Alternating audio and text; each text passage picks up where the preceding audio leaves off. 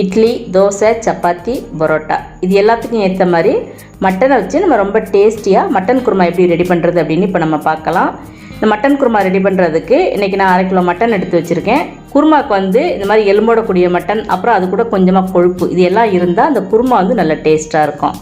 இப்போ ஒரு மிக்ஸி ஜாரில் கொஞ்சமாக புதினா சேர்த்துக்கணும். இது கூட ஒரு இனுக்கு கருவேப்பிலை, அப்புறம் கொஞ்சமாக கொத்தமல்லி தழை, 2 பச்சை மிளகாய், இது எல்லாத்தையும் சேர்த்து நம்ம பல்ஸில் வந்து ஒரு 2 சுற்றி எடுத்து வச்சுக்கணும்.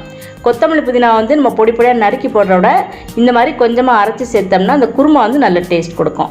இப்போ குருமாவுக்கு தேவையான தேங்காய் பேஸ்ட்டை நம்ம அரைச்சி எடுத்துக்கலாம். அதுக்கு நம்ம மிக்ஸி ஜாரில் 1/2 மூடி தேங்காய், 1 டீஸ்பூன் சோம்பு, 1 டீஸ்பூன் மிளகு, அப்புறம் 1/2 டீஸ்பூன் கசகசா, கொஞ்சமாக முந்திரி பருப்பு, இது கூட நம்ம தேவையான அளவு தண்ணியை சேர்த்து நல்லா நைஸாகவே நம்ம அரைச்சி எடுத்துக்கலாம்.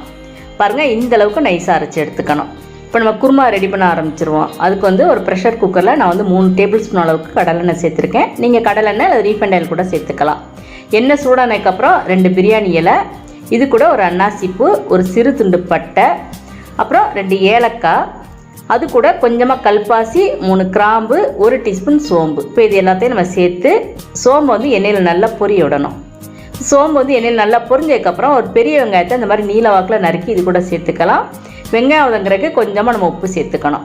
இப்போ வெங்காயம் வந்து எண்ணெயில் நல்லா வதங்கி வரட்டும். வெங்காயம் எண்ணெயில் நல்லா இந்த மாதிரி வதங்கி வந்தோடனே இது கூட 2 டீஸ்பூன் அளவுக்கு நம்ம இஞ்சி பூண்டு பேஸ்ட் சேர்த்துக்கணும்.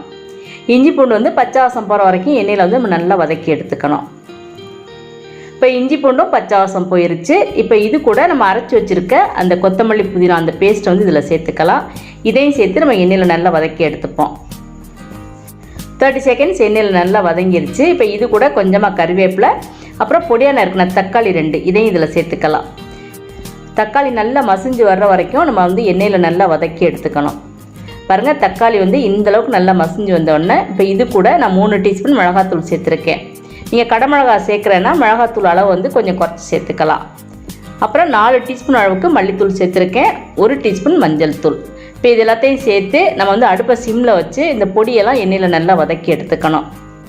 நம்ம சேர்த்த மசாலா எல்லாம் எண்ணெயில் நல்லா வதங்கி வந்துருச்சு. இப்போ இது கூட வந்து நம்ம கழுவி எடுத்து வச்சுருக்க இந்த மட்டனை சேர்த்துக்கணும். இந்த குருமாவுக்கு வந்து தேவையான உப்பை வந்து இந்த டைம் நம்ம சேர்த்துக்கின்றலாம். மட்டனோட இந்த மசாலா நல்லா ஒன்று சேர மாதிரி கரண்டினால நல்லா இந்த மாதிரி கலந்து விட்டுக்கணும். இப்போ மட்டன் மூழ்கிற அளவுக்கு நம்ம தேவையான அளவு தண்ணி ஊற்றி குக்கர் மூடி போட்டு வெயிட் போட்டு குறைஞ்சது 5 விசில் வரைக்கும் நம்ம மட்டனை வந்து நல்லா வேக வச்சு எடுத்து வச்சுக்கணும். நம்ம குக்கர் மூடியை திறந்து மட்டன் வெந்துருச்சான்னு செக் பண்ணி பார்த்துக்கலாம். பாருங்கள், நம்மளோட மட்டன் குருமா எந்த அளவுக்கு எண்ணெய் பிரிஞ்சு வந்திருக்கு அப்படின்னு. இப்போ மட்டனை வந்து நம்ம ஒரு பீஸ் எடுத்து செக் பண்ணி பார்த்துக்கணும். மட்டன் வேகலை அப்படின்னா திருப்பி நம்ம குக்கர் மூடி போட்டு வெயிட் போட்டு இன்னும் 2 விசில் வரைக்கும் நம்ம வேக வச்சு எடுத்து வச்சுக்கலாம்.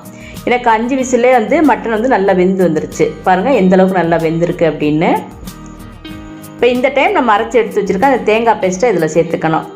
இது கூட தேவையான அளவு தண்ணியும் சேர்த்துக்கணும். நம்ம வந்து மட்டன் குருமா வந்து ரொம்ப தண்ணியாக இருக்கக்கூடாது, அதே சமயம் ரொம்ப கெட்டியாக இருக்கக்கூடாது, 2க்கும் மீடியமாக இருக்க மாதிரி நம்ம பார்த்து தண்ணி ஊற்றிக்கணும்.